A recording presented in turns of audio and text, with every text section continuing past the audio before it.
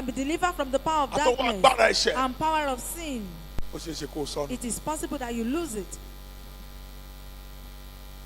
Romans 1, Rómórí kìíní, verse 16. ẹsẹ̀ kẹrìndínlógún. Romans 1, Rómórí kìíní, verse 16. ẹsẹ̀ kẹrìndínlógún. Nítorí èmi kò tijú ìrere Kristi. Yes, sir. Nítorí agbára Ọlọ́run ni sí ìgbàlà fún olúkúlùkù ẹni tí ó gbàgbọ́, fún Júù ṣáájú àti fún Hélénì pẹ̀lú. Why do we preach the gospel all the time? There is nothing more just for people to become saved. That is all.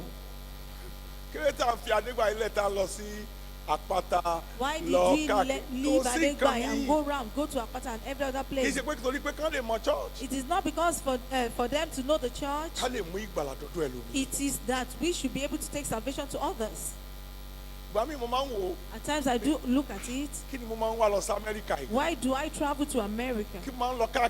Why do I travel all over the world? 12 hours in a plane. At times I have to sit for 12 hours in the plane. When I get down, the body will be paining someone. There is nothing more. Just for people to have salvation. Knowledge of salvation is so important. The church of God must have it.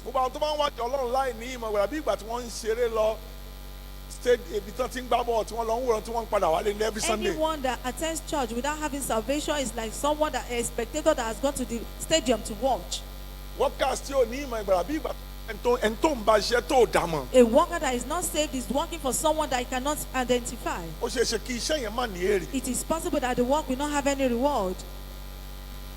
And this is the truth.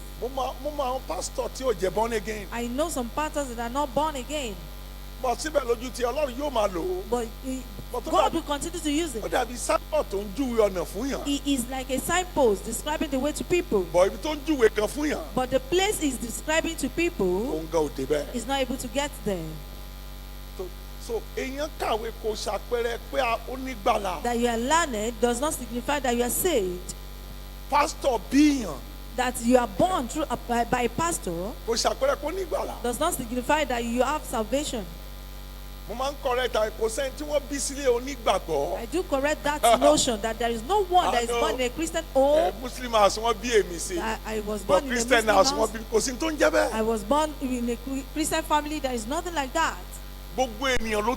Everyone had sinned. Immediately you have a child, even that baby had sinned. Because Psalm 51 verse 5. In sin was my mother conceived me, and in sin was born. She had sinned. It is that particular day that that child is able to confess Jesus as his Lord and Savior. That was when he has salvation. Even baptism when someone was young. The sign of the cross on the forehead are just waste of time. That is not the knowledge of salvation. That you follow your mother to the church is like someone, a spectator in a stadium. Until you are able to confess with your mouth and you believe in your heart, that is when you are going to be saved. This is so important. Look at Nicodemus. He was a Bible scholar. Professor. He was a professor. Sorry, professor. He was a professor. Nicodemus. John 3:1-7. He went to Jesus in the night. He did not want to go during the day. He looked at the mighty works Jesus was doing. He said the work coming through your hand. Anyone that God is not supporting cannot do it. And he started telling him. Jesus allowed him to talk. And Jesus said, thank you. And Jesus answered. He said, without a man is born again, he cannot enter the kingdom of God. Listen to what the professor asked Jesus. Jesus knew he did not have the knowledge of salvation, but he had knowledge, he had teaching. And with the lessons he had, he was still in the hand of Satan. He was still in the prison of sin. Except a man be born again. Except he was born through water and spirit, you will not be able to enter the kingdom of God. Listen to what the professor said. He said, will a man go back into his mother's womb and be born again? Listen to what Jesus said. Jesus said, and you are a teacher in Israel, and you do not know. And you do not know these things. Now, without a man being born again, he cannot enter into the kingdom of God. He had knowledge, but he did not have. He had the teaching, not the knowledge. He did not have the knowledge of salvation. When you see people that do not have the knowledge of salvation, they will go on with different types of drinks, different type of things. When you see people with no knowledge of salvation, they do not know the difference between sin and righteousness. You see someone without the knowledge of salvation working for God. He will think what he is doing for God will suffice for the sin he had committed. He will think because he is clever, he is sweeping the ground for God, even wiping the chair. He's preaching, he's distributing out bills, and that will go instead of sin. It cannot go instead of salvation. He does not know God hates sin. Whatever work you may be doing for God, in as much you commit sin, you are his real enemy. But when you see some people, they will think when they give money to God, or when they give money for big projects in the church, or if he can pay big tithes, or if he buys a car, build houses for the pastor, even if he commits sin, God will look at the work of mercy he's doing and will use that to replace the punishment of sin. He does not have the knowledge of salvation. He does not know salvation comes through grace. He does not know it is not through works. He does not know. I'm praying that God will open your heart this evening. Because this is what is going on in Christendom. Many people thought when they work for God, God will overlook his iniquity and he will use his work to replace his transgression. What I'm telling you now that you do not sit properly is what many pastors do not even know. Many prophets will think because they can see visions, they can hear voices, when he commits sin, God is not going to pay cognizance to that. No, never. Your work cannot replace sin. It is the work of grace. Whatever work you may be doing, if you are not born again, your work has no reward.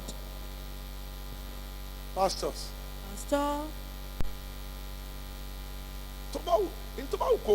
whatever you may be doing, if you don't have the knowledge of salvation and the knowledge of being remitted from sin, it cannot amount to anything before God. I've told someone sometimes ago, he said, I wish to take you on the journey to Jerusalem. I said, thank you. I have gone for conference there. I have not gone for pilgrimage. But I love it when you pay the money for it. But I want you to divorce the second and the third wives you have, so that you wait with only the first one. Because the money you are paying to pastors, so that it will not just burn and be in vain. And that is the truth. Whatever you may be doing, in as much you don't have the knowledge of salvation, you have nothing. It is grace. It is not by your work. I do want people around me. Don't allow the prophet to kill you by fasting. You may die with these works. You cannot replace grace with your work. You cannot replace your work with the mercy of God. Fasting. Love when men fast. But there is room for fasting. There is room for grace.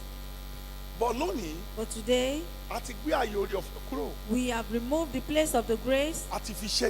We have replaced everything with our work. And this has made us to lose the knowledge of salvation. And we thought through our works that it can be replaced. Acts 4 verse 12. Iṣẹ́ àwọn apostoli orí kẹrin ẹsẹ̀ kejìlá. Acts 4 verse 12. Iṣẹ́ àwọn apostoli orí kẹrin ẹsẹ̀ kejìlá. There is no salvation with any man. For there is no other name under the heaven given among men whereby you must be saved. Truly, being saved from sin is salvation. The enemy, slavery, oppression, sickness, trouble, love of the flesh, and lost. But the truth there is this: we must preach the gospel as I'm telling you now, so that you can know it is by grace. Do you know some people will say, you see them sometimes, they will ask you to go to the land of mercy, God will save you there. You see some people, they will ask them to do one thing or the other for God to save them. I've seen some people that will line up before the well from morning till evening. They will say only men can draw water out of the well. They are replacing salvation with works. No. Rara. The well cannot save anyone. A prophetess came to me and said, woman, say whatever you want to say. She said, God said I should dig a well. I said, we have a borehole already. So we don't have any, we don't need any well. There is no salvation in that. No. Why I do ask you to bring water to church sometimes is because there are women, many women in the church. Many places that my hand and through the power of God cannot reach. I mean the power of God. Where my hands cannot reach. What I cannot do just because you are women. Many places I cannot touch it. The power of God will enter into the water and will go there. But water is not salvation. The oil is not salvation. The power of God will enter into it so that it can work for him if you are saved. So, when you see many members, they have replaced salvation with water. When they forget their Bible, they will not go home. But when they forget the water, they will quickly run back. But when they forget water, they will quickly run back home. I'm in trouble. No, that is not salvation. It's just the water is just a token, just because we cannot touch any part. It is just the ordinance for the power of God to pass through. Salvation is, Lord Jesus, I know I am a sinner. Forgive me. I surrender my life to you. Take control of my life. That is all. Every other thing are just tattoos. If you forget your water at home, don't bother. In as much you don't forget your heart at home. You have water in your body, the power of God will go in to it. Don't, because your child has broken the bottle of oil, you beat him mercilessly. That is not so much important. What is important is, do you have salvation yourself? Have you surrendered your life to Jesus? Have you become born again? Do you hate sin?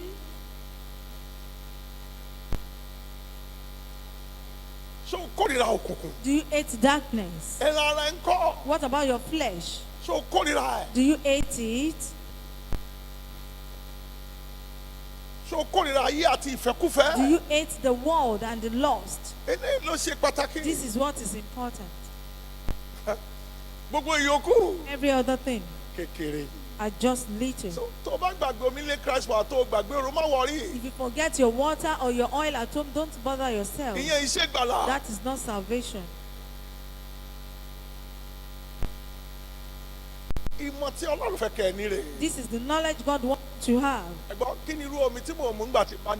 What is the water I drink all the time when I still sin? When the Bible says, if I allow iniquity in my heart, God will not answer my prayers.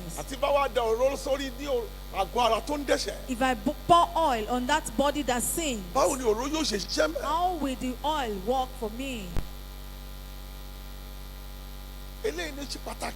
This is the important thing there. Listen, beloved. Salvation is important. Hebrew 2 verse 3. Yeah, Hebrew 2 verse 3. Àwa ó ti ṣe là. Bí àwa kò bá ná ní irú ìgbàlà ńlá bí èyí. Tí a tètè kọ́ bẹ̀rẹ̀ sí í sọ láti ọ̀dọ̀ Olúwa. Yes, sir. Tí a sì fi múlẹ̀ fún wa láti ọ̀dọ̀ àwọn ẹni tí ó gbọ́. I don't know if anyone is going to say amen. If Jesus comes today as I'm speaking now, you'll be rapturable.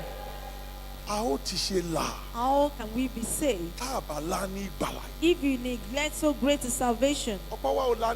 Many of us do not take cognizance of it. Why I'm telling you all these things by the Spirit of God is we have replaced salvation with our works.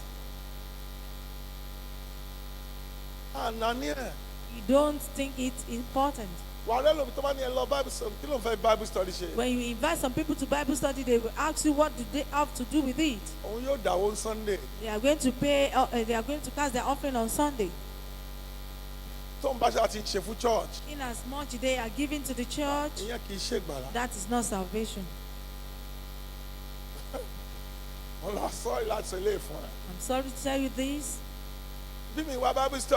You don't attend Bible study. If you don't have salvation, if you are a member of the choir, you are only walking. That is not salvation. I am the pastor of this place. Thank God for that.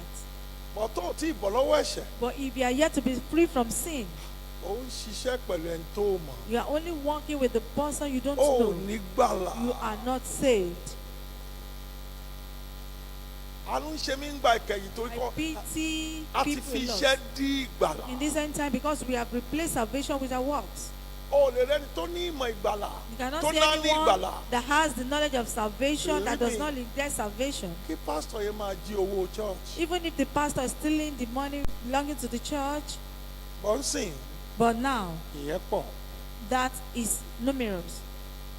You cannot see anyone that considers salvation important that will be an angel in the church, but in the city is a goat.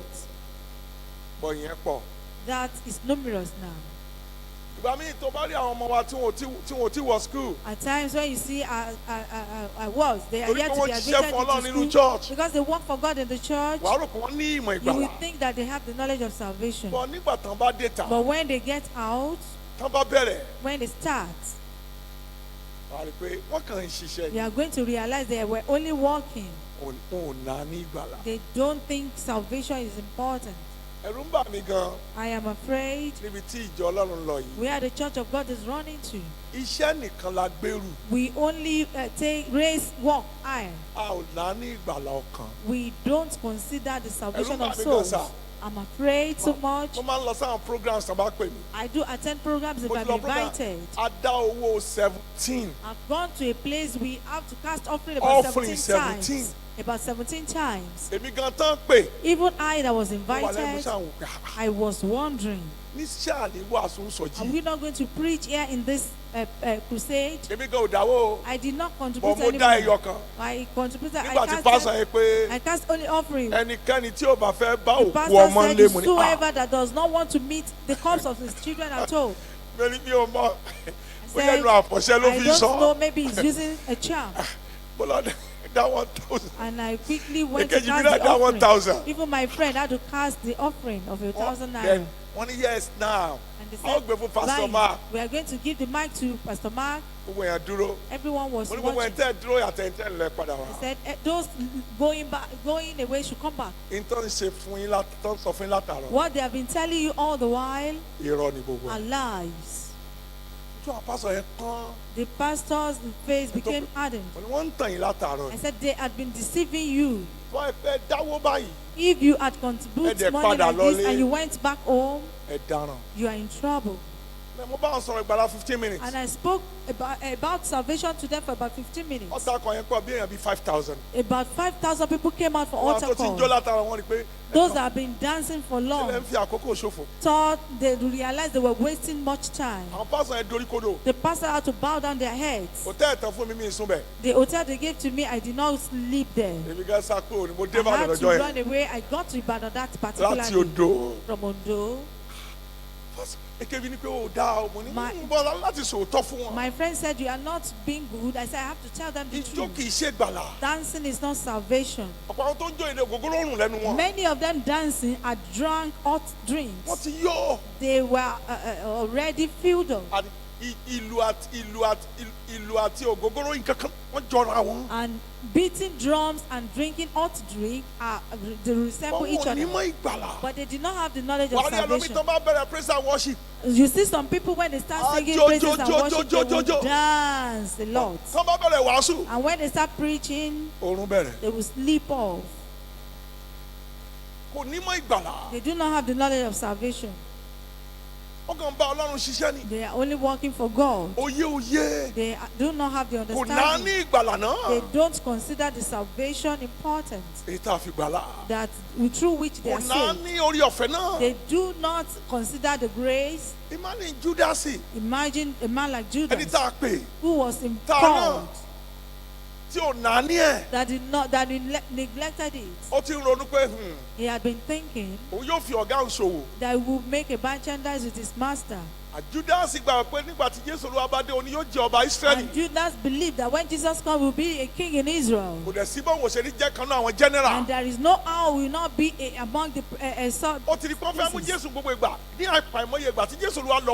He had witnessed it when they wanted to catch Jesus, but Jesus would go away from them. Judas believed that when he collects money, they will not be able to catch Jesus. Judas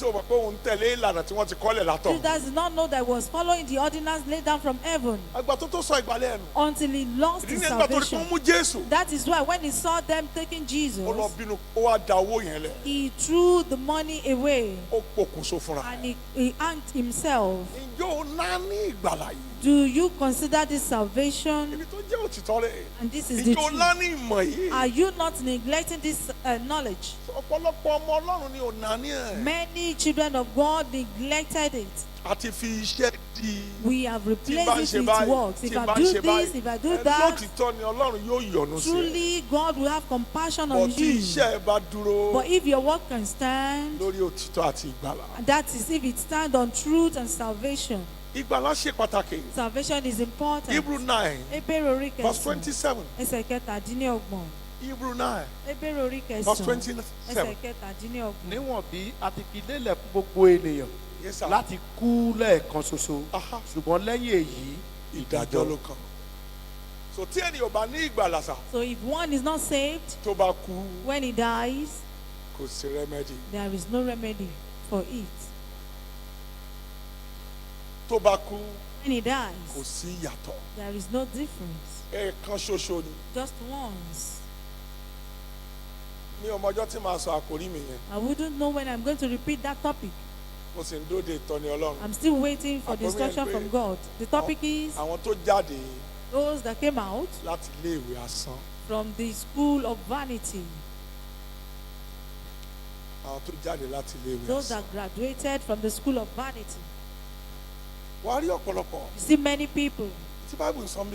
What the Bible is saying here, they labored so much.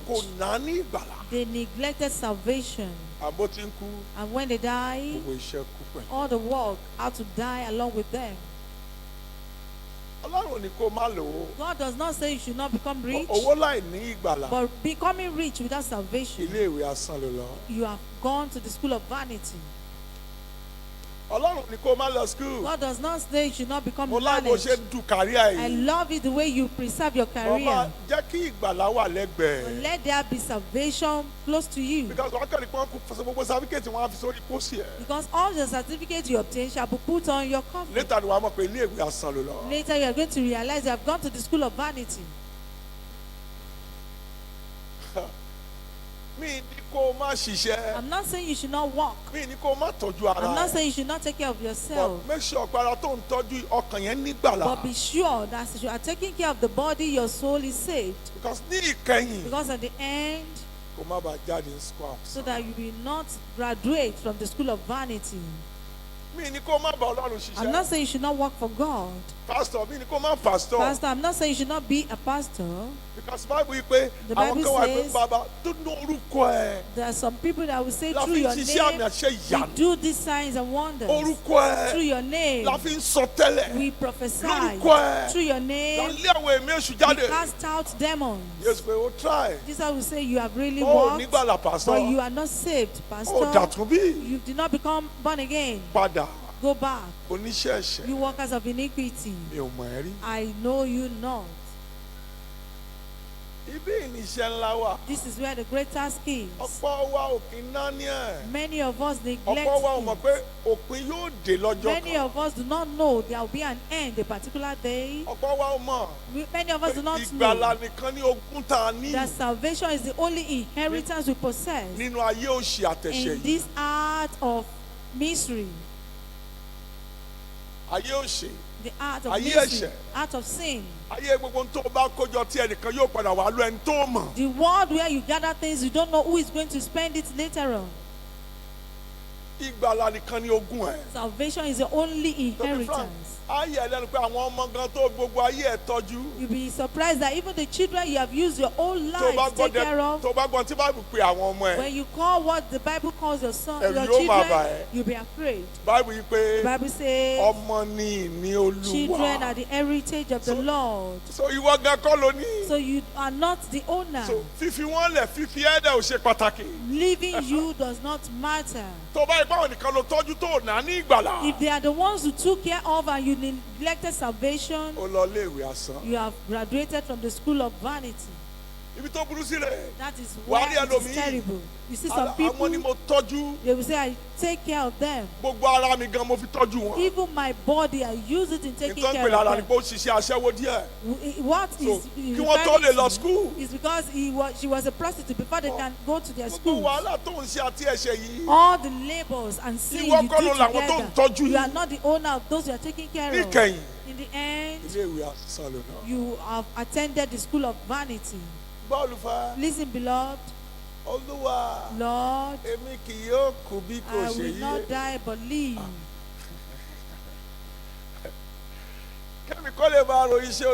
For me to declare the works of God, I shall live. I believe in the word of God so much. I shall be satisfied with long life and my salvation shall be shown to me. I believe in the word of God. But I don't know if Apostle Babala can die, if Baba Oyelami, even as old as he was, he died. Prophet Sadela, even Prophet Badari, with all the power they possessed, it will come to I and you a particular day. And after death, there is judgment.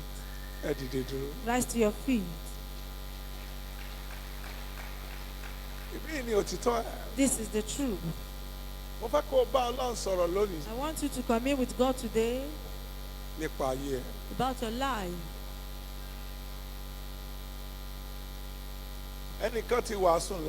Someone had preached a great preaching.